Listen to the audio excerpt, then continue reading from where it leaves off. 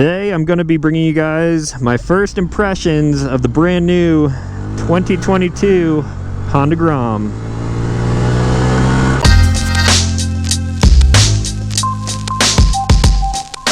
What's going on, everyone? Back with another episode of Stuff and Things. As you can tell, I got my helmet on, which means today we are motovlogging. I mentioned in my previous motovlog where I introduced the 2022 Honda Ruckus that there would be some more projects in the works. I've talked about this on my podcast, and the final two-wheeled vehicle, which is adding to the project list, is finally here. We're, of course, talking about the 2022 Honda Grom.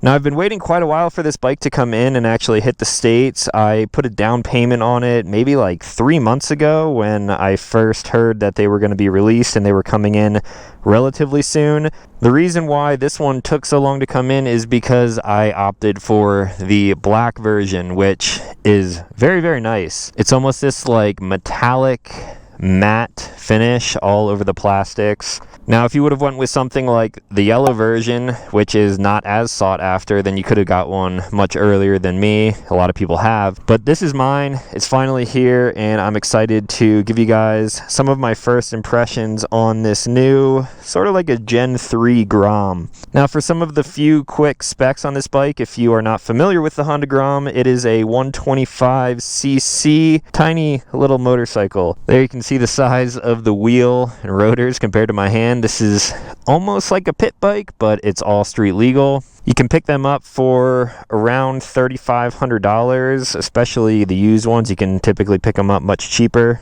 And this is a brand new iteration of the Grom coming from Honda, and they have changed quite a few things on this bike, which I will talk about as we're riding around today. As you can see, the styling has definitely changed just a little bit. The Gen 1 Grom, like the original Grom, is the one that you may have seen me riding around and motovlogging with on my channel a few years ago. They went from that styling to the second gen version, which was a little more sportier looking, and now they went back to a design sort of like the original. Up front here we have the Cyclops looking headlight, but it's definitely styled a little bit nicer in my opinion.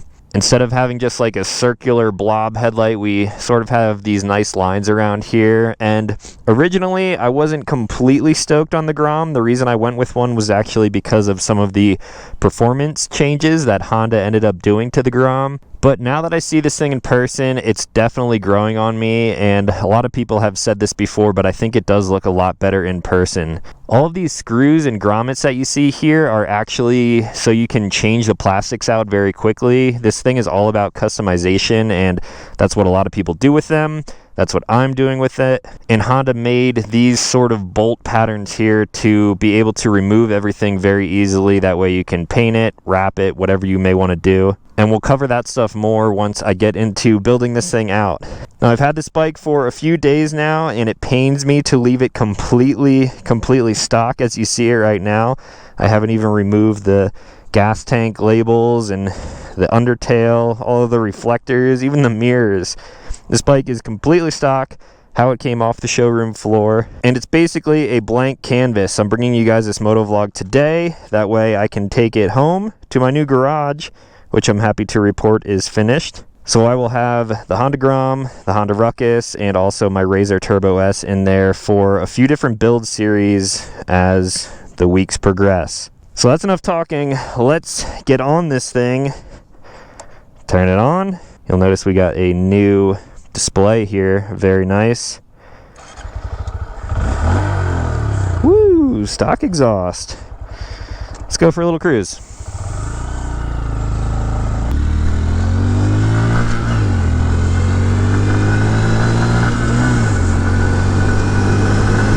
Oh yeah, I definitely miss my old Grom.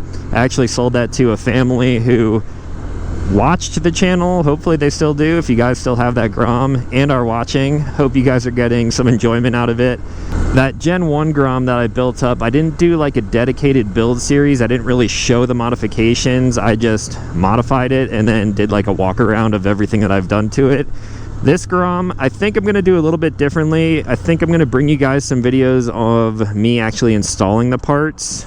If that is something that you want to see, I'd love to hear some feedback down in the comments below. But I think I'm going to do like my typical motorcycle strip down, where I remove all of the ugly stuff like the undertail, reflectors, stickers, all of that, the mirrors.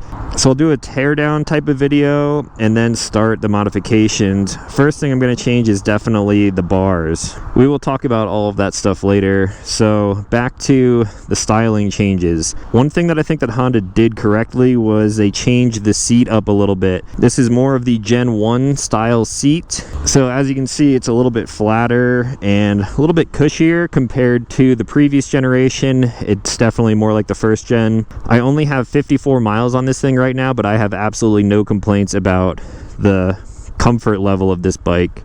They definitely did some improvements to the Grom to make it even more new rider friendly than it previously was. And there are a lot of features on here that make this thing great for someone who is new to riding motorcycles. As you can see right here, I have a shift light. So that is something that new riders would probably enjoy, but this thing is also for experienced riders as well. So many guys like myself who have been riding motorcycles for almost their entire lives love these things. There's obviously a cult following. This is nothing new. Because the Grom is geared towards brand new motorcycle riders, all of the features that make it easy to ride also make it extremely fun to ride for people who have been riding motorcycles for a long time. So there are dudes who are my height or even a little bit taller, like 6'1". I've even seen people who are like 6'3" ride these things. And you would think because the bike is so small that it would be uncomfortable and the controls would be kind of cramped. But honestly, with this flat seat, I can sit all the way on the back here where a passenger can sit. There are passenger pegs on here. And it really opens the bike up. So I'm sitting with my arms fully extended right now and I can ride around like this. So if you're super tall and have long legs, the pegs, you may want to get a different set of rear sets and drop them down a little bit. But for me, it's just fine. Now if you look at the heads-up display here, we have a gear indicator, which is super nice. That clock is actually wrong. So all of this stuff is redesigned. Got a fuel gauge. Neutral is still a little bit hard to find. There we go. I think that might get better once the bike is broken in a little bit. And although this thing is completely redesigned, it's still a Grom through and through. Now for the reason that I wanted to go with the 2022 Grom, it's mainly because of the little bit of performance upgrades that they've done to this thing. There are two main things when it comes to this newer generation, one of them being the new compression ratio. I believe it is a 1:10 compression ratio, making you just a tiny bit more power than the previous generations. A lot of people like to take these things and make them faster. You're never really going to make a Grom fast unless you bore it out or completely swap the motor, but there's something really addicting about making slow motorcycles and slow vehicles a little bit faster. So this one off the showroom floor is going to be a little bit faster than the previous generations. And here, we can test it out right here at the red light. This is going to be very underwhelming, but hey, it's just a little 125, so can't complain too much. I will say, going from the Ruckus 49cc up to a 125, this thing definitely feels more like a motorcycle, a lot faster. The Ruckus on a good day will top out at about 40 miles an hour. Here we go. First gear. Getting it up to red line. Don't want to beat on it too much because it is still a new motor. And fourth gear, 45. Now for the next mechanical change that they've made, check this out. That shift light is blinking. Fifth gear. The Groms now have a fifth gear, and that was one of the major selling points for me. Now, this isn't going to be great for top speed, but it is just enough to let you cruise at a higher speed a little bit more comfortably. Here I'm doing about 50 miles an hour in fifth gear, relatively flat road, just chilling. Now, if I do encounter a hill, I'll probably want to downshift into fourth and get a little bit more power in the top end to get me up it. But if you are using a Grom like this to commute, that fifth gear is a game changer for sure. Here we're doing 58, almost 60 miles an hour. And when comparing this to the previous generations, although it is a very minuscule change, I'm definitely loving the fifth gear and the little bit better power. Now, another thing to add about how comfortable this bike is, other than the seat, is the design of these fairings here. You'll notice that they sort of scooped them in around the tank, which is actually an increased capacity now. So you're going to be able to go a little bit further on a single tank. Right now we're averaging 121.1 miles per gallon, which is awesome. But they brought these fairings in a little bit so you can sort of tuck your knees into it, just like this here. It's going to make you a little bit more aerodynamic, which is really important on a slow motorcycle like this. You can really lock your knees into the tank, and if you are a guy who likes to stunt, then that's definitely a nice touch. You can really grab onto the tank and sort of keep yourself up on the bike. Guys who solely stunt out their Grom would probably prefer the old seat because it had a little bit of a lip for where the passenger sits, and it can kind of like hold you in when you're riding at 12 o'clock. Since this seat is a little bit flatter, you may find yourself sliding off, but I'm not a huge stunt guy. I was never great at wheeling my old Grom because I kept the gearing and everything completely stock. You can definitely wheelie on the stock gearing on something like this. I was just never great at it. I learned how to wheelie on sport bikes like my CBR 600, my CBR Fireblade that I had, and I'm at a point now where I value my life a little bit more than I did when I was a teenager. So maybe we'll find a little parking lot somewhere around here so you guys can see my pathetic attempts at a wheelie on a non-broken in Honda Grom like this. So now for some of the plans for the new Grom. There are, of course, a lot of modifications out there that you can do. A lot of dealers and companies who make accessories for bikes like this, they actually got them a little bit early. There were some test bikes that were sort of hopping around from shop to shop so people could prototype new parts for them. There are like the blanket accessories that you can get right now. You have things like the Yoshimura exhaust system. You can get a slip-on or a full-blown exhaust. This thing is super quiet right now, so I will, of course, be getting an exhaust eventually.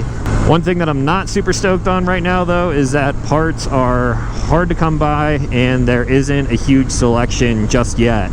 Now, the aftermarket support for the Grom has been amazing ever since the first generation. Just like the Ruckuses, there are a million different companies out there who make all sorts of accessories and parts. But right now, the main parts that I do want are not available. Now, I could just go all out and buy all of the current accessories that are available. However, I got some of the parts that I know I want to install on this thing, like the bars. I'm going to be switching these out for the same bars that I had on my old Grom, the Pro Taper Minis. But I'm not sure if I'm going to get an exhaust quite yet because there are really only like 2 good options that I know of right now. And in the future, there will definitely be more companies that create their own exhaust systems for this thing. So I'm probably going to wait, or at least try to wait just a little bit before I go and find a pipe that I want to put on this thing. And then back to the fairings, like I mentioned, these things are super easy to pull off, so I will probably be changing some of the colors on this thing. I have a plan that I actually drew up myself in Procreate, and I like rendered this Grom that I have envisioned. The only thing is, I don't know if I can find a place who will paint the fenders. I did talk to a wrap shop, which I'm going to visit tomorrow actually, and see if they can tackle wrapping this thing the way that I want it looking. But because of this flat paint, it's not really textured, but if it is textured at all, they say that it may be hard to get vinyl wrap to stick to it. I'm gonna find out here tomorrow though to see if we can get this thing looking the way that I want it to pretty soon. So like I mentioned, if you guys are down to see a build series on the 22 Grom, I'm 100% down to make those videos. I'm actually looking forward to it. I'm going to start with a motorcycle strip down video, which can sort of apply to all of the motorcycles that I own. Whenever I get them, I just immediately start ripping off all of the ugly stuff and then slowly work on the aesthetic mods. When it comes to performance mods, like I said, the aftermarket support for this brand new version isn't quite there yet, but I'm sure it will come around pretty soon. And between the Grom, the Ruckus, and the Razor Turbo S. I'm probably going to start the build series on the Grom first, just because it is summertime and I want to be able to get this thing looking the way that I want, riding and feeling the way that I want before the summer ends, because of course winter is going to be coming. It's going to be cold. I may start working on the Ruckus too in between working on the Grom, and then I will save the Razor for later in the summer, early fall, because in the Southwest, Arizona, Utah, places like that, the season doesn't really pick up for side-by-sides until around there because it's just so damn hot. I got a huge list of parts from Polaris in my garage right now, and you guys will actually see that new garage probably on the next video. So all of that stuff will be going on to the Razor. I'm going to be working on this intermittently, and hopefully you guys are interested in those videos because I got a lot of work to do. Now, I have had the Grom up to 66 miles an hour. I was going downhill, no wind, so wind at your back may make you go a little bit faster. If you're a little bit lighter than me, right now I weigh roughly 180 pounds.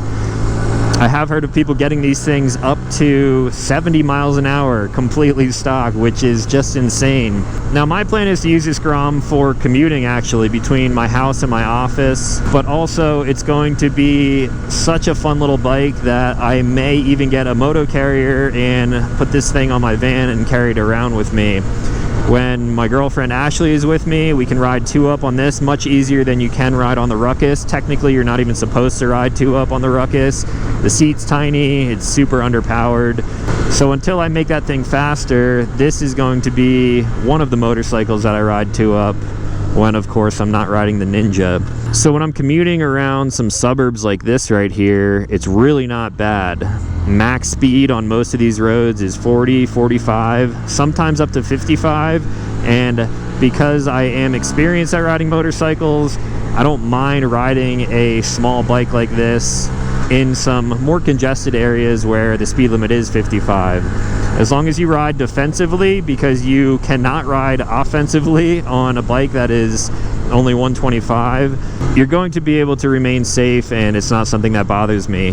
The only place where I wouldn't recommend taking a bike like this is, of course, major highways, interstates. If the speed limit is 60, 65, up to 75 miles an hour, you're really going to want to avoid those roads. But luckily, if you know side streets and little neighborhoods that you can ride through, then chances are you can get pretty much anywhere on this little Honda Grom. So I'm not telling you guys anything that you probably don't already know if you've been researching Groms, but I am going to make sure that I make this thing quite a bit different than most others that you will see out there on the internet.